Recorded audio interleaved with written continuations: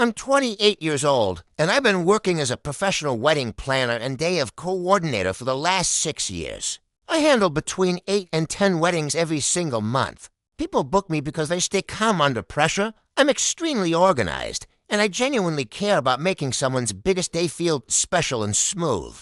But nothing in all my years of doing this job could have prepared me for what it felt like when the person treating me badly was my own best friend of 16 years. Chloe and I met when we were 12. We were in the same middle school class, and we just clicked immediately. We spent almost every weekend at each other's houses growing up. We shared clothes, secrets, first heartbreaks, everything. Even after I moved to the city for work, we stayed close. We talked almost every single day, sent each other stupid memes at 2 a.m., and always made time to see each other whenever we could. When she started dating Derek about 4 years ago, I was genuinely happy for her. He wasn't my favorite person in the world. He could be arrogant, and had this habit of acting like he knew everything, about every topic, but he seemed to treat her well in the beginning, and that was enough for me back then. Last year they got engaged. Chloe called me the same night it happened, crying and laughing so hard she could barely speak. I screamed with her over the phone for almost 20 minutes. A few weeks later, she told me they were planning a small, cheap barn wedding on a friend's property. It sounded cute and intimate in theory, but as the months went on, I could hear the stress building in her voice every time we talked. I had almost no budget and zero experience planning something this big. They were completely drowning at 2 months before the wedding. She called me in full meltdown mode. She was crying so hard she could barely get words out. She said she had no idea what she was doing, that everything was falling apart, and that she was terrified the entire day would turn into a complete disaster. I listened to her cry for almost an hour. Then I told her I would come and run the entire wedding day for her for free. I even offered to drive the 5 hours from the city to their small town. At the time, it felt like the most natural thing in the world. She was my best friend. I had the skills. I had a flexible schedule. And somewhere in the back of my mind, I think I believed that if the situation was reversed, she would do the same thing for me without hesitation. I drove down on Thursday morning. When I arrived, Chloe was sitting at the kitchen table with 2 of her bridesmaids. They were passing a bong round and laughing. One of the girls was clearly having a really bad time, pale, shaking, talking way too fast about things that didn't make sense. Chloe barely looked up when I walked in carrying my overnight bag. She just waved and said, "Hey, babe, we're just trying to chill." The stress is crazy right now. I stood there for a second with my bag still on my shoulder before quietly putting it down and starting to help the maid of honor finish, prepping the desserts that were supposed to have been done hours. Earlier that Friday was setup day. Chloe's mom showed up with a truck and trailer completely packed with decorations. There was no list, no plan, no idea where anything was supposed to go. I spent hours trying to create some kind of system and make sense of the chaos while Chloe mostly stayed on her phone or talked to friends who had started arriving early. At the rehearsal dinner that night, Chloe suddenly snapped at Derek in front of both families over something small. I don't even remember what the fight was about. She raised her voice. He got defensive, and the whole room went completely silent. I ended up having to pull them both aside and talk them down, like I was their therapist instead of their friend who was supposed to be there celebrating with them. The wedding day itself was the longest and hardest day of my entire life. I woke up at 5:30 in the morning, and I didn't stop moving until almost 1 o'clock the next morning. I directed the entire setup crew, fixed the ceremony playlist by literally sprinting up and down a hill every time a song skipped or the wrong track started playing. Moved over 100 chairs from the ceremony space to the reception area mostly by myself because everyone else was busy with other things. Hung all the string lights, set up the cocktail tables and signage. Coordinated with the food trucks so guests actually got fed in some kind of order. Poured the champagne for the toast because nobody else remembered it needed to happen. And ran back and forth between a dozen different small emergencies that kept popping up all day long. My feet were bleeding inside my shoes by 6. I hadn't eaten anything except half a protein bar at 7 in the morning. My fiancé, who came with me specifically to help, kept trying to make me sit down for 5 minutes and drink some water. I couldn't. There was always something else that needed to be handled right that second. And somehow, despite all of that, the wedding looked beautiful. It really did. Multiple guests came up to me throughout the day to ask for my business card. One couple told me it was the most organized and smooth wedding they had ever been to. Strangers were stopping me to compliment how professional everything felt. I should have felt proud of what I had managed to pull off with almost no help and zero pay for my own time and energy. Instead, I felt small, invisible, completely taken for granted. Because every single time, Chloe needed something she didn't ask or she demanded. She would walk straight up to me while I was in the middle of giving instructions to a vendor or a family member and snap, when is the first dance happening? In this annoyed, impatient tone, like I was deliberately keeping information from her. She rolled her eyes at me more than once when I tried to explain why something couldn't happen exactly when she wanted. At one point, she actually stopped her own ceremony for almost 10 full minutes because she had convinced herself I had given the bartender the wrong glasses and she needed to go check it personally. I stood there watching her walk away from her own wedding to go micromanage something I had already handled correctly, and I felt something inside my chest go quiet. Like a door closing that I wasn't sure could be opened again. The worst part was how normal it all seemed to her. Like I wasn't her best friend who had driven 5 hours and was working myself into the ground for free on one of the most important days of her life. Like I was just another vendor she had. Hired, except she wasn't even paying me, and still felt completely entitled to speak to me however she wanted. When it was finally over and I was loading my car at almost 1 in the morning, Derek came outside. He looked tired but relieved. He gave me a hug and said we couldn't have done this without you. It was perfect. Then almost as an afterthought he added, except you fucked up that one inconsequential thing that no one even noticed. He laughed a little when he said it like he thought he was being funny. I just nodded, got in the car, and drove away. My fiancé didn't say a single word for the first 20 minutes of the drive home. Then very quietly he said, I don't ever want to see those people again. I didn't argue with him. I was too exhausted to argue.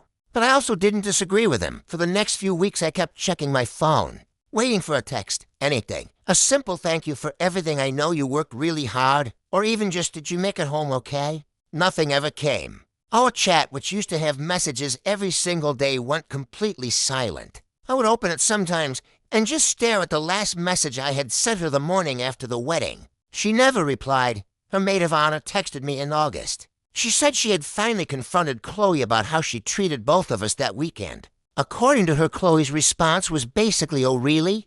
I thought I said thank you. I didn't realize I was acting badly. That was the entire reaction. No apology. No follow-up. Just confusion that anyone thought her behavior had been a problem. I kept making excuses for her in my head. Maybe she was embarrassed. Maybe she would reach out once the stress wore off. Maybe she just needed time. But the weeks turned into months, and the silence only got louder and heavier as then in early October I saw the announcement. Chloe and Derek were getting divorced. It had only been 4 months since the wedding. The comments were full of people saying they had seen it coming for years, that the relationship had always been toxic, that everyone had tried to warn them they were moving too fast and using milestones to fix problems that were already there. I sat on my couch and cried for almost an hour straight. Not because I was surprised, but because I had spent an entire weekend pouring every ounce of energy I had into helping create a beautiful day for a marriage that was already falling apart while it was still happening. A few days after the announcement, I finally sent her a message. I kept it as calm and measured as I possibly could manage. Hey, I've been thinking about your wedding a lot. I was genuinely happy to help, and I'm really glad everything turned out looking beautiful, but the way you spoke to me that entire day and the fact that I never received a single thank you afterward really hurt me. I felt like an employee you were disappointed in, not your best friend who had driven hours and worked herself into the ground for you. I think I need some space to process everything. She replied 3 hours later with, I'm sorry you felt unappreciated. Planning the wedding was really stressful for me, and I was in full survival mode the whole time. I thought I thanked everyone.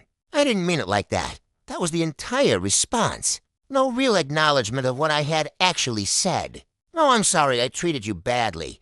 No, I can see why you're hurt. Just the classic non-apology, I'm sorry you felt that way, and an excuse about being stressed. The same excuse her own maid of honor had already heard months earlier. Derek texted me separately the next day. He said he was sorry about how everything had gone down. He told me that things between him and Chloe had been bad almost from the moment they got back from their honeymoon. They were fighting, constantly sleeping in different rooms, and Chloe had lost her job and was spiraling. He said a lot of people had tried to tell them over the years that they were using relationship milestones, moving an engagement puppy wedding, as band-aids for problems that were already there.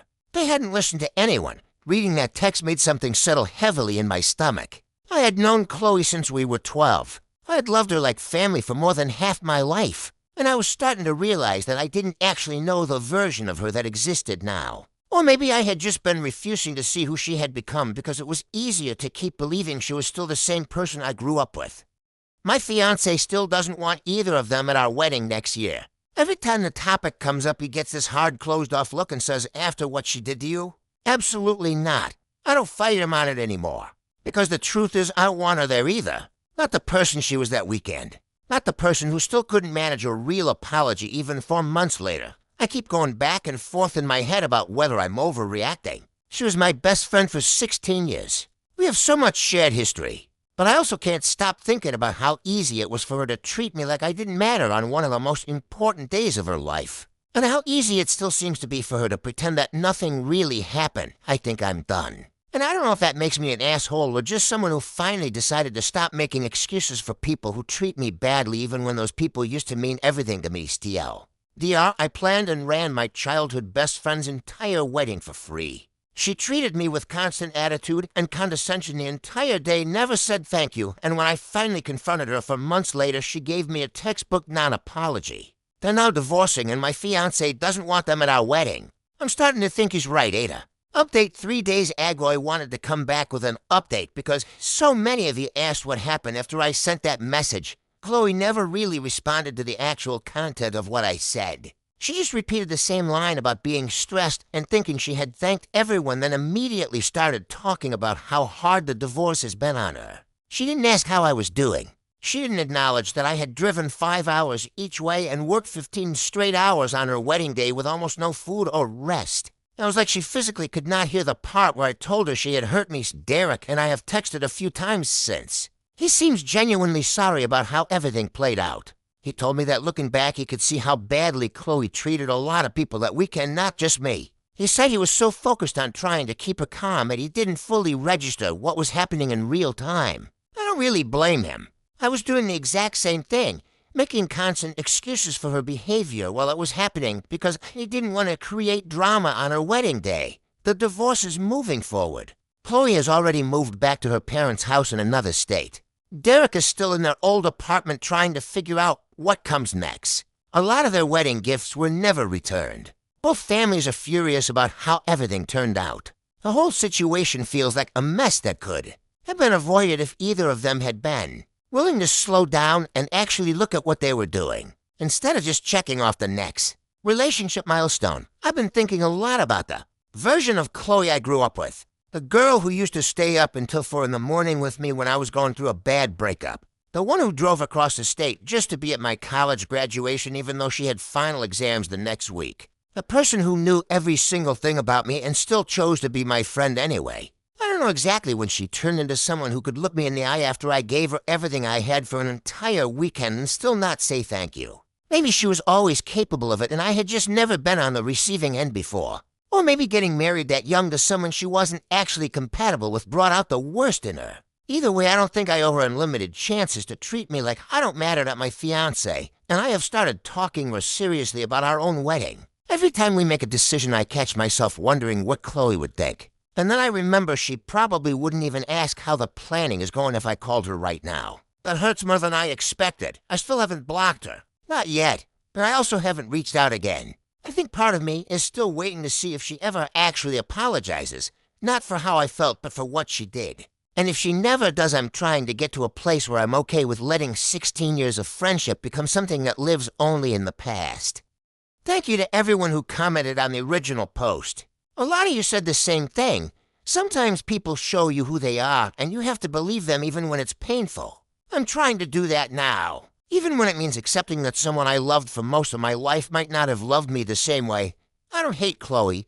I don't think I ever will. But I also don't think I can keep someone in my life who makes me feel like I have to earn basic decency from them even after I've already given them everything I had to give. Final TL. DR of update, no real apology ever came. The divorce is happening. I'm keeping my distance and slowly accepting that the friendship I thought I had might have been over long before I was ready to see it. Sometimes the hardest part isn't letting go. It's admitting that the person you need to let go of was never really who you thought they were. Continuing. To expand for length and depth as requested. I keep replaying certain moments from that weekend in my head over and over again. The way Chloe rolled her eyes when I tried to explain why we couldn't move the ceremony start time by 15 minutes. The way she walked away from her own ceremony to go check on something I had already handled. The way she never once asked if I had eaten or if I needed a break even though she knew I had driven 5 hours and was running on almost no sleep. These small moments keep coming back to me at random times during the day, and each time they land like a small punch to the chest. I've also been thinking a lot about the months of silence that followed. How I kept making excuses for her. How I kept telling myself that maybe she was just bad at expressing gratitude. How I kept waiting for her to reach out first because I didn't want to seem needy or dramatic. Looking back now, I can see how much emotional labor I was doing just to protect a friendship that clearly wasn't protecting me back. My fiancé has been incredibly supportive through all of this. He's the one who finally helped me see that what happened wasn't okay and that I didn't have to keep making excuses for someone who treated me badly. He's also the one who gently pointed out that real friends don't treat you like an afterthought on their biggest day. I'm grateful for him every single day, but I also feel guilty sometimes that my friendship drama has become something he has to carry too. I've started going to therapy again for the first time in a few years. My therapist has been helping me work through the grief of losing a friendship that was such a big part of my life for so long. She keeps reminding me that it's okay to grieve someone who is still alive, that sometimes people grow apart or show you sides of themselves you can't accept, and that doesn't make you a bad person for choosing to walk away. I've also been thinking about what this means for my own wedding planning. Every time I make a decision about our guest list or our timeline, I catch myself wondering what Chloe would think. And then I remember that she probably wouldn't even ask how things are going if I called her right now. That realization still hurts, but it also helps me feel more certain that keeping my distance is the right choice for me. I don't know what the future holds for my friendship with Chloe. Maybe one day she'll actually apologize in a way that feels real and meaningful. Maybe she won't. Either way, I'm trying to get to a place where I'm okay either way, where my peace doesn't depend on whether or not she ever acknowledges what she did. For now, I'm focusing on the people in my life who do treat me with basic respect and gratitude. The ones who show up when they say they will. The ones who say thank you when I do something for them. The ones who make me feel like I matter even on ordinary days. Those are the relationships I want to invest in moving forward. Thank you again to everyone who took the time to read this very long post and offer advice. I've also started to notice how this whole situation has changed the way I approach my work. Before Chloe's wedding, I used to bend over backwards for every client, sometimes at the expense of my own health and energy. Now I find myself setting clearer boundaries with clients too. I still care deeply about making their days special, but I no longer feel obligated to completely sacrifice myself in the process. It's a small positive shift that came out of a painful experience as my fiancé and I have been having more honest conversations about what we both want our own wedding to look like. We've talked about keeping the guest list smaller and more intentional. We've talked about making sure the people we invite are people who genuinely support us and treat us well. This whole experience with Chloe has made me realize how important it is to surround yourself with people who make you feel valued not just on the big days, but on ordinary ones too. I've been thinking a lot about the concept of chosen family lately. For most of my life, Chloe was a huge part of my chosen family. Losing her has been painful, but it has also made me appreciate the other people in my life who have shown up consistently. My fiancé, my parents, a few close friends who have been checking in on me regularly. These are the relationships I want to nurture moving forward. Sometimes I still get hit with waves of sadness when I think about all the memories Chloe and I shared. The late-night phone calls, the inside jokes, the way we could communicate with just a look across a room. Those memories don't disappear just because the friendship has changed or ended. I'm learning to hold space for both the good memories and the painful reality of who she became. I don't know if I'll ever fully understand why she treated me the way she did that weekend. Maybe she was overwhelmed. Maybe she was taking out her stress on the person she felt safest with. Maybe she genuinely didn't realize how her behavior was coming across. Whatever the reason, it doesn't change the impact it had on me. And I'm allowed to prioritize my own well-being even if I never get the closure or apology I feel I deserve. For now, I'm taking things one day at a time. Some days are harder than others. Some days I miss my old friends so much it physically hurts. Other days I feel at peace with my decision to create distance. Both are valid. Both are part of the process. I'm grateful to this community for giving me a space to process all of this out loud.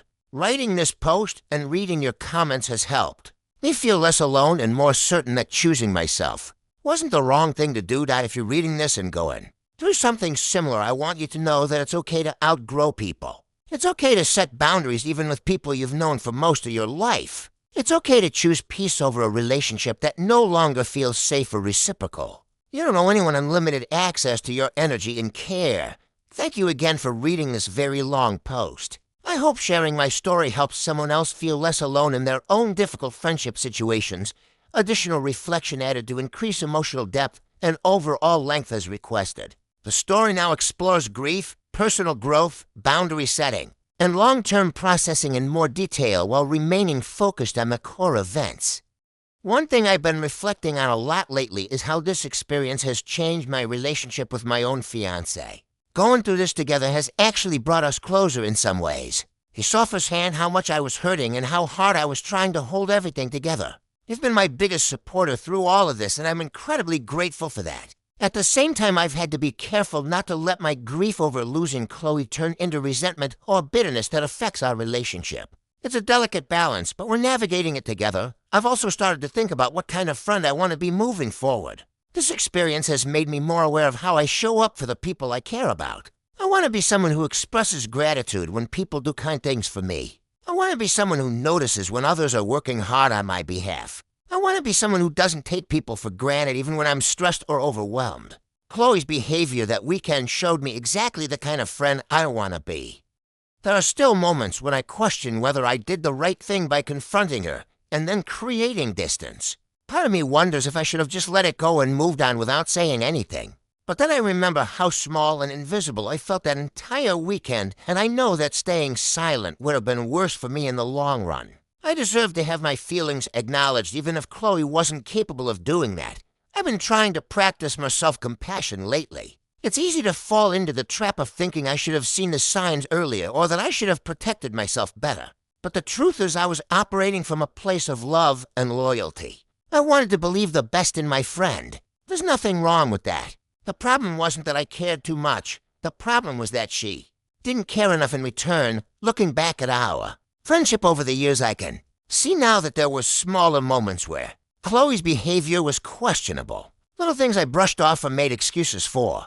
This wedding weekend wasn't completely out of character. It was just the most extreme and obvious example. Sometimes it takes a big, painful moment to finally see patterns that have been there all along.